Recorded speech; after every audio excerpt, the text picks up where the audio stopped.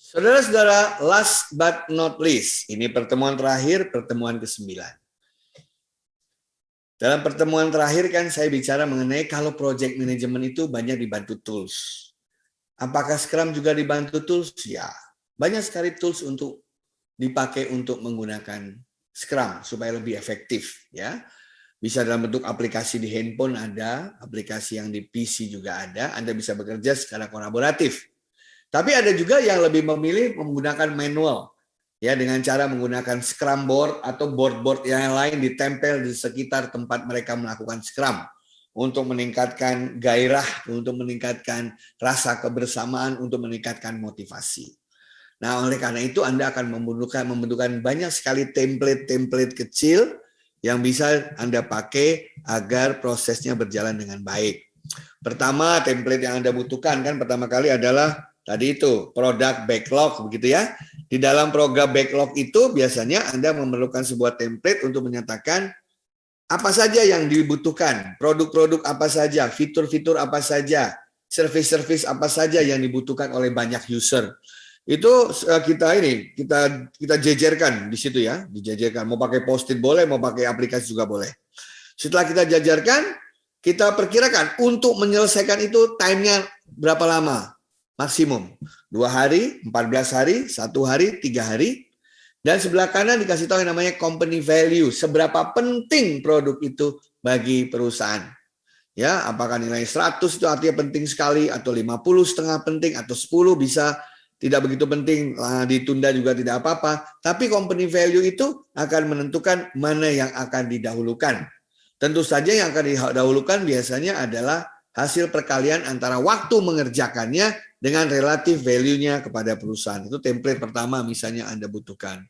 Kemudian template kedua juga Anda bisa melihat sekarang itu proses itu dalam proses apa, dalam tahapan apa.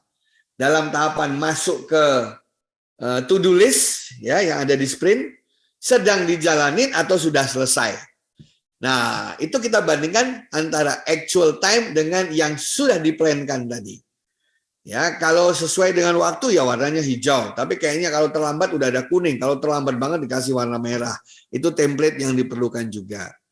Kemudian di situ harus dilihat juga statusnya, kapan dimulai, kapan perkiraan akan selesai. Kalau ada masalah, ada remarknya di sana dari orang yang melakukan sprint itu. Ya. Kemudian progress bar-nya, ya persis kayak project management ya. Sudah berapa persen task ini dikerjakan, gitu ya. Apakah behind schedule ya atau ahead of the schedule. Dikasih warna lebih bagus ya, post-it kan ada warna merah, kuning, hijau tuh kalau pakai post-it ya. Nah, merah itu biasanya harus mendapatkan special attention karena mungkin tidak sesuai dengan rencana. Sementara yang hijau itu yang smooth begitu ya. Nah, kemudian ada lagi yang Anda melihat bahwa tas-tas yang ada itu sebenarnya dibutuhkan oleh unit mana, diperlukan oleh divisi mana, agar kita juga melihat ya. Bahkan ada yang menggunakan waktunya itu kalender beneran. Senin, Selasa, Rabu, Kamis, Jumat dijejer, ditaruh di board yang besar gitu ya. Nah, template-template itu sangat penting sekali untuk dipergunakan, dan bagi mereka yang dalam Scrum itu kan akan banyak sekali pertemuan-pertemuan kecil secara cepat. Itu ada baiknya itu juga direkord, direkam sebagai bahan untuk pembelajaran seandainya nanti ada hal serupa. Ya kan, atau tim yang baru ingin belajar, mereka bisa belajar dari pengalaman kita tadi. Nah, kita juga membutuhkan laporan-laporan yang bersifat laporan detail maupun laporan agregat untuk bos, untuk atasan, untuk melihat bagaimana proses pelaksanaan Scrum berjalan tiap hari. Seberapa agile perusahaannya, berapa waktu yang terbuang percuma, berapa waktu yang bisa diselamatkan karena adanya Scrum. Jadi template-template itu kalau kita beli aplikasinya tentu saja sudah ada. Tapi kalau kita memutuskan agar energinya merasa kebersamaan ada, membuat aura atau atmosfer yang asik, ya Anda pakailah template-template tersebut, buatlah board-board sekeliling tempat Anda atau lingkungan Anda bekerja melakukan Scrum. Saudara-saudara, para project manager, itulah agile project management, di mana konsep-konsep agilitas Anda masukkan ke dalam project management yang telah Anda kenal.